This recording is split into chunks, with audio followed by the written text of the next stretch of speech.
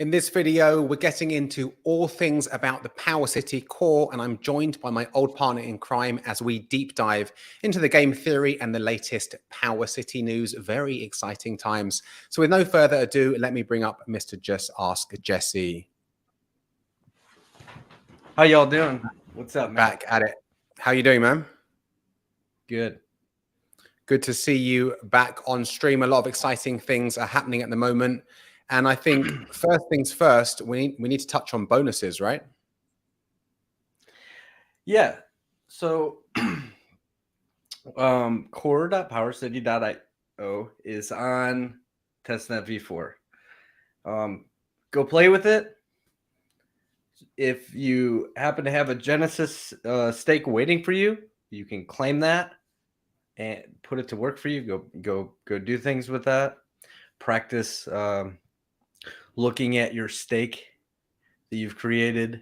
Look how many amps that it's earning and such. And what you'll notice is if you have a Genesis stake waiting for you, it gets a 2x multiplier on its amp share rate. So while it's staked, you have these things called amps. And that pretty much represents your share in the pool, in the pool that collects all the fees. The PulseX, eventually maybe Pixel tokens and PXDC, and maybe even someday some Hex. Whatever fees are flowing to the core, they go into a smart contract that releases out to all the stakers. But the Genesis stakes get a 2x multiplier on their stake. So that's the first bonus, right? Now, if you were to unstake, of course, your share rate goes away, and you just have your original underlying watt that was inside of that stake. You're welcome to do whatever you want with that. Sell some, speculate with it, split it up into smaller stakes. But you just gave up your 2x multiplier on your share because it's no longer a Genesis stake that was waiting for you on day one of the protocol. All right. So that's the first bonus. Genesis stakes get a 2x bonus. Now,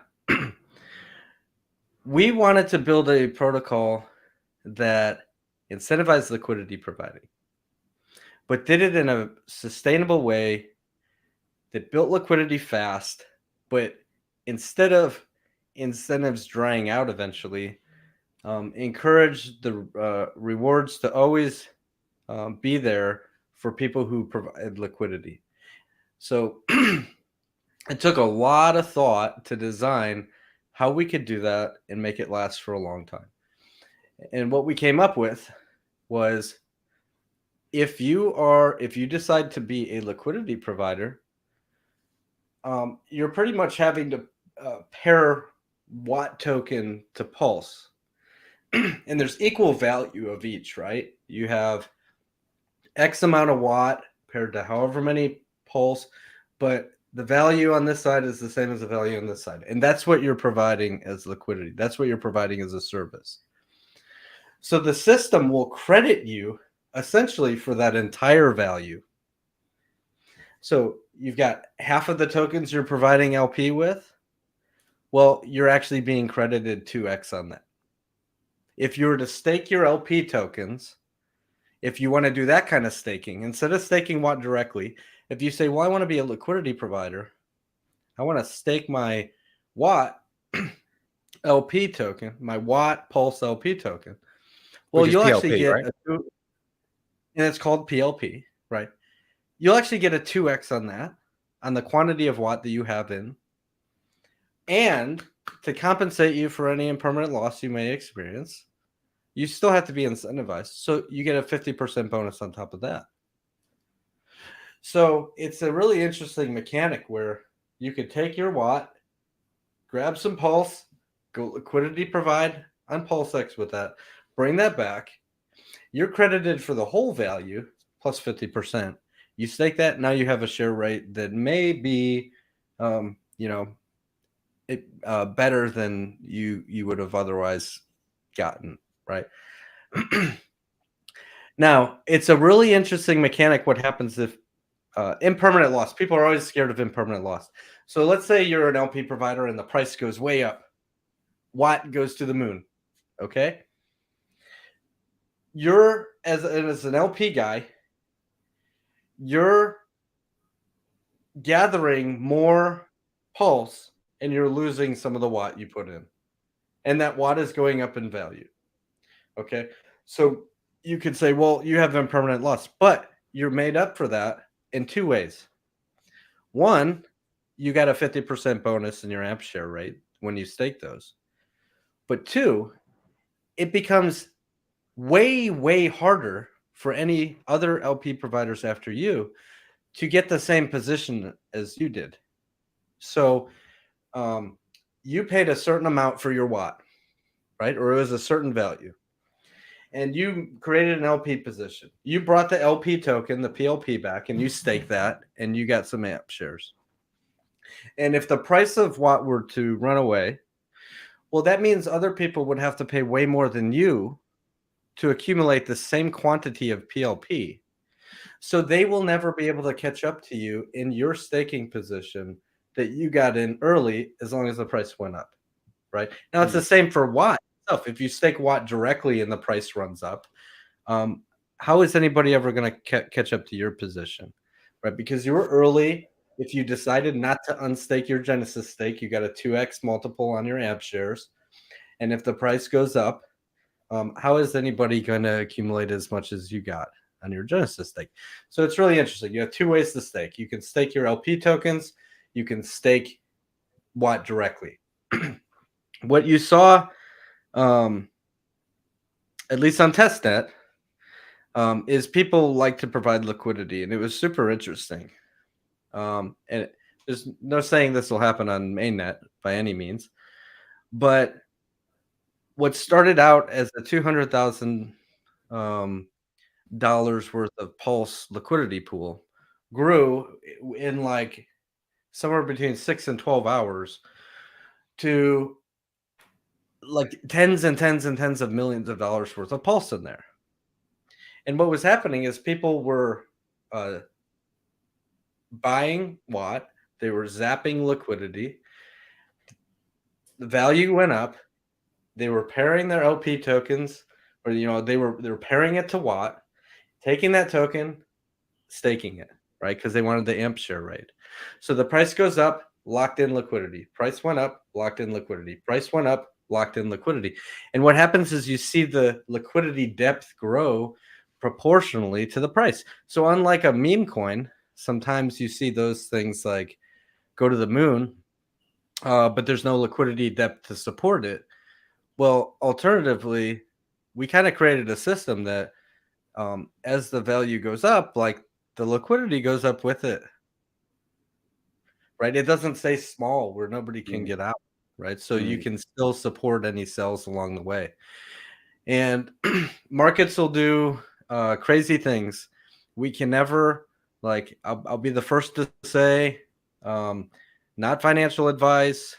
We make no guarantees or predictions of what future markets might do, but we simply created a way for people to easily provide liquidity, be compensated for their impermanent loss in the form of amp shares, and it looked pretty attractive, at least on both the test nets that we launched. Yeah, I mean, lots of exciting stuff with the core, but two things that jump out to me is how easy it is to become a liquidity provider, and then staking that PLP, that LP token, getting that 50% bonus is really interesting. Before we move on, just a few questions here. Someone's asking what kind of APY can be expected from what. The issue is this is depending on the usage of the full PowerCity ecosystem. So, I mean, Jesse, Yeah, you want to it's extrapolate dependent on on that? a number of things. It's dependent on at least three things. It's dependent on what your share rate is. So did you have a Genesis stake bonus? Okay, well, 2x your share in the pool, right? Compared to somebody else who may get less if they didn't have a Genesis stake. So your bonuses would apply. The next thing would be how many other participants are in the pool with you.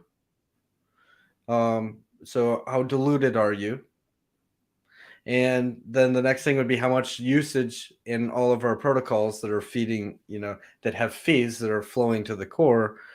Like what's that volume look like? Okay. So it's literally impossible to know what that yield may look like. Impossible to know.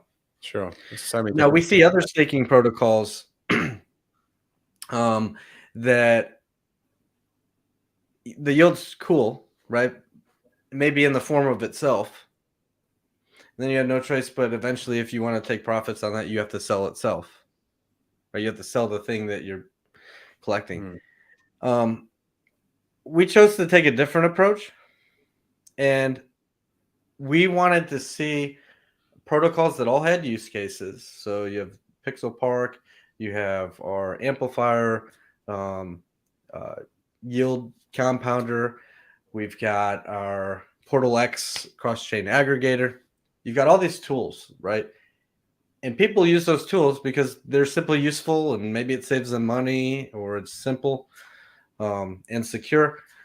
And people pay fees to use all these tools, and those fees flow to the stakers in core, but nobody's getting paid. There's no inflation of what.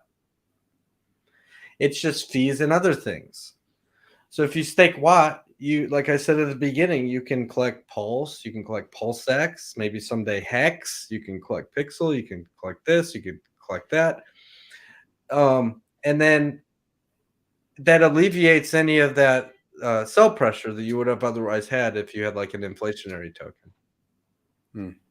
So now people are just staking something that has a fixed supply that may be hard to get your hands on. So if the price did go up, like Genesis guys who decide to hold on, they may have an outsized amount of Watt compared to what would be available to find on the market. So when those guys stake, they're collecting way more of the fees than maybe future people might be able to get, unless those earlier guys decide to give up their bonus and their stake and then go sell their Watt. And you're not having to dump on your own head, right? And you don't have to dump on your own head because it's not an inflationary thing. You're just earning the fees. We've talked about a Genesis stake a few times. People are asking, what is a Genesis stake? If you could explain that for them, Jesse. Yeah, so on day one of the protocol, there's going to be a list of addresses that when they connect into the dApp, they'll see that they have a stake waiting to claim. And when they click claim and stake, it's waiting for them right there. It's auto staked, and it's staked at a 2x multiple on their AMP shares. Only on day one of or only the list of addresses that get that initial distribution will have a claim and stake available to them with a 2x multiple. And we call those guys, or those wallet addresses, those are Genesis addresses, Genesis claims, Genesis stakes. Nobody in the future can ever create a Genesis stake. Genesis stands for one, right? Or first, beginning, like in the religious terms, in the beginning. In the very beginning of the protocol, there's a list of addresses that have a stake waiting for them at a bonus. Interesting. Okay, so what is WPS for? What can we do with it? People are asking about Wrap Pulse. What's the point in it? Yep. So Wrap Pulse is a PRC20. And it's interesting. You can actually go to PulseX, and when you go to swap Pulse for Wrap Pulse, it actually wraps it or unwraps it. It's not actually swapping. You get an exact one-to-one rate. We're utilizing the same contracts, so the PulseX contracts or the wrapping contract that's doing that. Now, the reason you have to do that sometimes is because PRC20s or ERC20s are capable of being used in smart contracts for doing things. The native gas coin cannot do the same functions as the ERC20s, which are like programmable. Like you can distribute them out or have a smart contract that like flows them out to stakers and such. You can't really do that the same way with a native gas coin on a chain. So you have to have this a wrapped pulse So stakers in the core are actually receiving wrap pulse. Hmm. Now, you're welcome to hold that wrap pulse. You can claim it anytime, by the way. When you're a staker, you're earning fees. Go hit the claim button as often as you want and get your rewards. If you choose to turn that back into regular native gas coin pulse, it's very simple. You just go to the wrapper inside of the utilities tab of our dApp, click unwrap, and it just simply turns it back into the native gas coin pulse. Yeah. I mean, I found out about that when I was using Matcha on Ethereum, and I wanted to set a limit order, and you can't set a limit order with ETH. You have to do it with wrapped ETH. So it's the same thing, right? On cool. A lot of people are giving us props for the cross-chain DEX aggregator, the Portal X, which if you haven't used it, guys, definitely go and use Portal X because it makes getting between blockchains so much easier. A lot of people asking about the Genesis stakes, which we've obviously talked about. Let's talk about also, we talked about obviously the what versus staking LP. Let's talk about the Zapper and how easy that is to become an LP, because obviously that makes becoming a liquidity provider much easier for noobs, especially. Yeah. So providing liquidity can be hard. You have to go to a platform, whether it's Uniswap or PulseX. You have to grab both tokens. You have to put in the liquidity. Then you have to find where's my token at. Do I even get a token? Oh, there it is. I get this thing called an LP token. Now what do I do with that? Oh, there's this other tab over here called earn or farming or whatever. And then you can deposit that for some other sort of incentive. And it's just, there's a whole bunch of clicking all over the place. Well, in our protocol, it's super simple to provide liquidity. All you have to do is start with Pulse. And as long as you have some Pulse, you can zap, and there's a formula behind it so that it gets you the absolute best rate, but it essentially takes half your value and turns it into watt, keeps the other half as Pulse, deploys it as liquidity, and returns to you a token that's a PLP token. You can go to one other tab and you can stake it. So there's a zapper. It's so easy. You just start with Pulse. You type the quantity of Pulse that you want to zap. Effectively, half of the value of that turns itself into watt, deploys itself into PulseX, and then you'll have a PLP token waiting for you. So once you're done doing this, you can go over one more tab back into stakes, and you can stake that PLP token. So yeah, I mean, the utilities tab is super simple. It's got the wrapper here, like we just talked about earlier, for wrapping and unwrapping PLS. We've got Zapper again for just cutting your Pulse in half, basically, into the Watt PLS liquidity pool. And then also this really quick feature for the core tokens, which is great. It stops, a lot of the time it's quite fiddly, copy and pasting addresses. So you can just add them all here. So yeah, the utilities tab is if you haven't played around with the core, guys, definitely jump on here and play around with it. But like Jesse said, you can zap here, get your PLP, and then take that over to the stakes tab. And if I connected my wallet, then I could create a stake quite easily. So yeah, zapping makes liquidity providing much easier compared to what it used to be on Uniswap and what's not, which was a bit fiddly, for sure. We've got a question here from Ron. Is PowerCity completely unique and new, or is it a fork that has been modified? A lot of it is completely unique and new. We've had 2 years to kind of model this out. We've looked at a lot of other protocols. We've looked at Bancor, we've looked at Liquidity, we've looked at all sorts of things. And we've kind of examined, well, what works and what doesn't work, what went to zero, what didn't. We took a good hard look at all the ohm forks, the rebasing stuff. And we said, well, some of that's trash. The interfaces are cool, right? So we kind of like the way they were displaying metrics and stuff. So we really just took the best of everything that we could, including kind of hex, right? We have elements of T-shares, that you might recognize inside of our AMP shares. It's not identical, but we have, a share rate that's represented in something, which we call AMP. So we kind of took the best of everything that we could to create this system of collecting fees. Luke asks, Can stakes be partially sold in the future? E.g., I have a Genesis stake with 1,000 coins. Do I have an option to sell 50% or can I only sell the full stake? So, okay. So when you have a stake, it's a wrapped, basically it's an encapsulated thing. You're going to have watt inside of there. And you're also going to have an amp share rate inside of that stake. And you may have some unclaimed fees, right? Because you can claim at any time, but you may have decided not to claim. So you have some rewards waiting for you. All of that is encapsulated inside of that stake.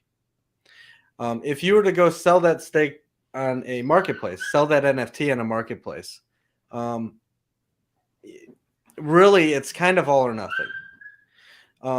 But you have a base price floor on it too. Remember that, right? So you kind of have what's the underlying watt inside of it worth? What is the unclaimed fees inside of their worth? And you could probably say that's like your base price floor that you could easily sell it. But you also have an amp share rate, so you might be able to sell it at a premium. We do not have a method in our system for you to split that NFT up. There are protocols on ETH that allow you to like pool NFTs and take out portions. Like there's like trading pools and stuff for NFTs that allow you to sell pieces of NFTs, but we haven't built that. So if you find that out there on PulseChain somewhere, you could try doing that. But no, like natively, it's all or nothing for the most part. Brandon's got a good question here. Does the Genesis stake bonus only apply to one deposit? Can I add what to an original Genesis stake and still receive the bonus? So Genesis, when you say only to one deposit, Genesis stakes, there is no deposit. It's sitting there waiting for you. If you happen to be in a list of addresses that we've recognized, or somebody's recognized, and you have a stake waiting for you on day one when we launch, that's a Genesis stake. There's really no initial deposit that has to happen. It's a free airdrop. It's a free stake waiting for you with a bonus. You just have to go claim it. Now, you can add to that stake, but it's not like you think. Okay, let's say you have one stake, and for the sake of math, one stake has like 100 amp, and the numbers are way higher, but one stake has 100 amp. You got another stake that has like 2 amp, and you decide to merge those. You have 102 amps now merged into one stake. You don't get like a multiplier on the two. All you did was you've got this many shares, this many amps in either, and those two add themselves together, but now they're merged into one stake. Why would you want to do that? Well, some people like the rarity of their NFT. If they have an early number, an early stake number, think about the person who gets like stake ID number 1 or something. He may get a 2x multiple on his amp share rate, but he may be very hesitant to ever end that stake, right? He may decide to add to it. He may decide he likes how valuable, he likes the rarity, he likes that it's number 1. He wants to add more amp shares into it. He wants to add that amp and the watt, right? The underlying watt would also get added to it. But it's just a simple add. Cool. Lights Out asks, I see that you could get rewarded PLS and PLSX from stakes. Would PLSX be earned by the Earn protocol? Yeah, of course. So the Earn protocol is a entire ecosystem all by itself. Okay, people can take loans, people mint PXDC off of their PLSX. Fees get rewarded to the stakers of Earn. The Genesis people who have Earn waiting for them can stake that. People are welcome to buy Earn as well on the open market and stake that for the fees. And the fees flow to them in the form of PXDC whenever somebody mints stable coin, and also in the form of PulseX when there's a redemption. Okay. However, around 16% of the supply of the earn tokens are staked into a contract that can never be unstaked. There's no keys. Nobody has access. They're staked in. They're feeding rewards to the core. All right. Gotcha. So the early Genesis people will find that you can go and you can claim earn, and you can go stake that, and you can go and claim your Genesis stake from the core that may be waiting for you. Claim and stake that. And not only are you staking it, now you're staking in two different protocols. But some of the fees from earn do flow through a contract that does feed the stakers in the core. Hex Farmer asks, will we be able to move our airdropped WAT tokens to a new address and keep the Genesis status? Yes, but you can't unstake it. Just remember, don't unstake it. It's an NFT. You have a contract address and a stake ID, and you add those to MetaMask, and you'll see it. There it is. There's your NFT, and inside that is your stake. You can send that to an address anywhere you want it to go. You can send it to another address that also has a Genesis stake. So think of it this way: you could have 100 addresses all with Genesis stakes. And if you decided you were going to send 99 of them all into the one, so all 100 were in one address, you would then have one address that contains 100 Genesis stakes. Yes, that is completely possible. And then you can merge some as desired. You can end some stakes as desired. It's not really a ladder. It's kind of a ladder. You could build yourself. You could call it a ladder. It's not the same as a hex ladder, but you could build yourself a strategy off of having multiple Genesis stakes that you're all timing. There's no time lock, but you can just time them how you want to. Do what you want with them. Gotcha. When does the boxable stuff come into play from How I Made? Yeah, so very soon after Pixel Park, you'll see Pixel Park launch. You'll see some NFTs from Boxable come into existence. You'll see a whole bunch of details from them and their partners, how you can buy that and redeem that back for a Boxable. But yeah, Pixel Park has to exist first. That's our biggest build, y'all. So if you think that our aggregator looks cool, if you think that Portal X, for example, or if you think that the core looks good, man, wait till you see this NFT platform. It's gonna blow people's minds. And look, it's not just for people who like JPEGs. It's for people who like real assets such as boxable tiny homes. And it's for people who like encapsulated stakes like HSIs, or people who like core stakes, with their watt. And it just makes things really, really easy. But that has to exist first. Then you'll see the boxable NFTs. Dude, I'm not a big NFT guy for the art, but I've got to say, some of the art inside the PowerCity core is sick, right? Have you seen those? They're great. They're really, really cool. So if you haven't created a stake yet inside the PowerCity core, whether you're staking WAT or PLP, you're going to get it represented as an NFT receipt. And I'm loving that space kind of cyberpunk kind of vibe. It's really, really cool. Right. Anyway, moving on, let's talk about reward distributions being a publicly callable function.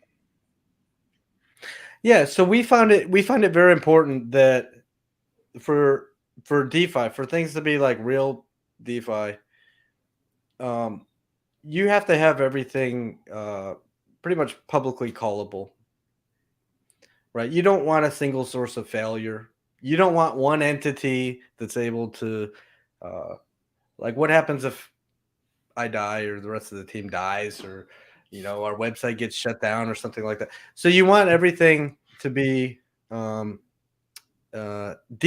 Anybody can run it, right? So we launch all these protocols. Fees are all smart contracted through, and the reward distribution from a pool, a smart contract that holds all those fees, is publicly callable to get released out to all the stakers. So anybody will be able to hit a button, and then bam, all the fees are distributed. Does that make sense?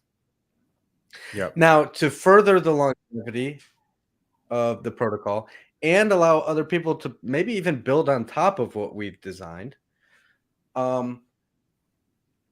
you'll find that anybody off of whitelisted tokens will be able to distribute or feed that smart contract full of tokens. So, for example, let's say some protocol out there for some reason wants to distribute, really likes Watt, really likes PowerCity, wants to build some cool front end thing, and or do something, and they have fees from wherever, and they want to feed the Watt stakers. They could actually deposit wrapped pulse, send it to the smart contract, and it just adds itself to the fees that are going to be distributed to the Watt stakers. Anybody can send wrapped pulse, PulseX, for example, to that contract. Maybe there's a benevolent entity that's like, oh, I want to give away all my wealth. Okay, that guy could just send all his contents of his wallet with the whitelisted tokens to that pool, and then anybody else can hit, oh wow, look at that, there's a distribution. There's a publicly callable function that releases that out to all the stakers to claim. Perfect. Brandon also asks, appreciate the responses. Could you do a breakdown of the staking rewards AMP rates and how it's similar to Hex? Well, it's not exactly okay. So everything in crypto is kind of based on price. Okay, now with a couple of exceptions, the Genesis stakes get a 2x multiple on their AMP shares. You got a pool, and everybody gets their piece of the pie. Every address that holds and stakes Watt has a share of that pool. Okay, but the Genesis stakes, while they're remaining staked, they get 2x the share rate of somebody else who comes in with the same quantity of Watt, right? So they may wish to stay staked. They might not want to unstake, right? Because they get a better share of the fees, 2 times better share of the fees than somebody who bought the same quantity of Watt and then staked it. LP people, however, they get credited for whatever Watt they're providing in the LP when they first start the LP. When they add liquidity, let's say they added 1 million Watt tokens as liquidity paired to however many pulse. Well, they're actually going to get credited as if they had 2 million Watt tokens because they have to provide the value on both sides of that liquidity, right? So they're getting credited as if they got 2 times the Watt, plus a 50% bonus on top of that, right? To compensate for impermanent loss. Those are the only real bonuses. Everything else is completely dependent on what the markets do with the price. Okay. You'll see at times people provide liquidity. Other times they're like, oh, it's better to stake Watt directly. Oh, it's better to provide liquidity. And it actually self-balances. When liquidity needs more depth, mathematically, like, it's just better. People end up providing liquidity. When there's too many people in there, people withdraw some liquidity and they're like, oh, I guess I'll stake Watt directly. And it just balances everything out. You see and you end up seeing the liquidity depth grow with the price growing. And as the value goes down, the liquidity depth thins as well. And it just stays proportional. I don't like to see tokens out there, by the way, where they've got like, $70 billion market cap and a liquidity pool has like $2,000 in it. Right. Those are ridiculous. Yeah. And our system just makes it so that's really hard, or if not impossible, for that to happen because the markets just won't allow that to happen. Let's address this one. Someone's asking about how complicated is LL versus PowerCity. You're comparing apples to oranges, so we can't say. Obviously, there's both forks of Liquidity in there, but PowerCity have a lot more dApps going on. So another question coming up is asking about what's the time frame for when things will launch. Will you be able to give us insight into what order of PowerCity utilities will be allowed to use? Will it be when ready or once rolled out gradually?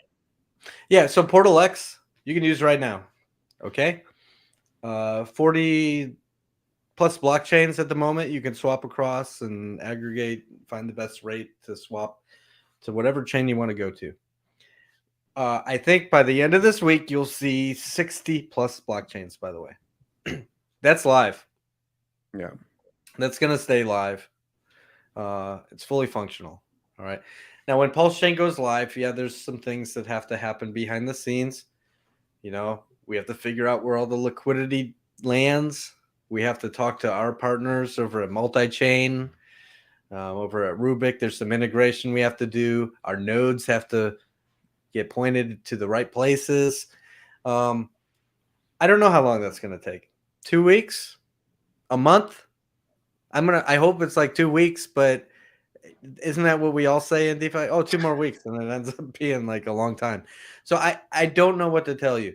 Look, we're already like, you see how fast we went from 40 chains about to be 60 some chains. And by the way, when we first launched Portal X, we were on what were we on? I don't know, 20 some chains. And then 2 days later, we said, oh, wait a minute. Okay. And then we're on 40 plus chains. Sometimes these things do happen quick. So it could be PulseChain launches. We don't sleep for like 5 days while we integrate PulseChain with our partners. And then bam, PulseChain's there. I don't know. Okay. I just don't know. There's a lot of things that play there. Our other protocols, on the other hand, Core, we're working through our audit stuff now. Okay. I don't think that's going to take entirely too long. So theoretically, depending on when PulseChain we could see PulseChain launch and then, okay, let's launch the core. Now we have some thinking to do, right? Do we want to launch the core before there's fees flowing to it? Well, we'll have the fees. We'll have the Portal X fees that can flow to it. But do we want to launch the core immediately and just let everyone speculate for a while? Or do we want to launch Amplifier simultaneous to that? Do we want to launch Earn simultaneous to that? We'll probably, as founders and team members, decide we'll probably launch the core first. There's a lot of speculation about PulseChain strategies, you know, what people are going to do upon launch, but this sounds like my favorite one. After Pulse launch, I think Jesse and I should get a Boxable together. Alan Thick coming through with the comments. So staying on the topic of PulseChain launches, Jesse, is V4 the last testnet? What's your feelings? Obviously, it's all speculation. I think it's the last testnet. I think Richard's chomping at the bit to get this thing launched. You know, it felt a little buggy at first. There were some errors. Actually, some of us have been in some dev chats with a couple of Richard's devs and brought up some of those errors. And, you know, they were actually pretty quick to fix some things that felt a little buggy on PulseChain. And I hear they're already like doing Shanghai stuff. They're incorporating Shanghai. They're doing things necessary. I think this is the last testnet. I think we could see mainnet in the next week, maybe 2. It's feeling like it's getting really close. It feels closer than it's ever been before. You know, if it is in 2 weeks, that would make it mid-May, just mid-May 2023 instead of mid-May 2022. So Richard would be actually right, just off by 12 months. But yeah, that definitely seems a lot closer than it's ever been. And yeah, I mean, obviously there's all the memes and jokes going around V5 and V6 and this, but I think V4 is the last one, and I hope so, because it's about time. I think the community will like this a lot. So obviously sacrificenow.io is still up and running since the beginning. We've always said that just stays open at a 1-to-1 rate until PulseChain goes live, short countdown timer, and then it's done forever, which is really soon, I think. You know, if Richard says PulseChain's coming out tomorrow, that clock starts, and like that sacrifice period is going to be over. But I think the community will be happy to know that there is a sacrifice checker that's being built that will appear likely at the same website, so people can check points and see the strength of the sacrifice they made and such. And just to reiterate, once PulseChain goes live, there's going to be a countdown, right? Yeah, there'll be a countdown. Awesome. So I think we've gone through all the questions today. I think we've covered a lot of stuff. Anything else you want to touch on before we call it a day here? Yeah, Earn Protocol. So Earn Protocol is really close. Okay. We've delivered Portal X to everybody, as promised. I hope that it surpassed anybody's wishes of what it could be. Core, fun to play with on testnet. It's all funny money, but that we spent a lot of time making that user interface and the experience, just everything that people could dream of in a staking platform where you stake for the fees and our things. We're really close now to Earn Protocol, which has been being built simultaneous to all this stuff. It's our Liquidity fork. You can collateralize your PulseX, take a loan out against it. You can stake into the stability pool or some Earn tokens. You can stake those Earn tokens to collect all the fees. We're working through that right now. We are on multiple test nets. It's working great. There's some user interface stuff we're cleaning up, some stuff we're cleaning up before we can release it to y'all, but we are really close to that as well. Amplifier's pretty much done. You look at our website, I think it might say 99% or 100%. That's done. But we can't release that to y'all until, well, we need Liquid Loans to launch their platform, or our Earn Protocol, because that's what Amplifier works against: Liquid Loans and Earn Protocol. But we're close, y'all. We got a whole bunch of dApps for everyone to play with. It's going to be a wild ride. We're never going to stop building. Thank you for all your support, kind comments, and see you in our Telegram. Awesome, Jesse. Thanks a lot for your time, man, and look forward to having you back on stream soon. Cool. Thanks. Oh, let's put me back up there. Guys, if you like this video, you're also going to love finding more about game theory by going to the core and playing around with it, and also going to use Portal X. You can swap between 40 different blockchains. PowerCity has so many dApps coming out. Like Jesse said, we've got the Earn Protocol, the Amplifier, Pixel Park, so many good things coming down the pipe. And if you like content like that, do hit the subscribe button and that bell button so you're notified every time we drop new videos on the channel. Thanks for watching, guys, and I will see you on the next one. Peace.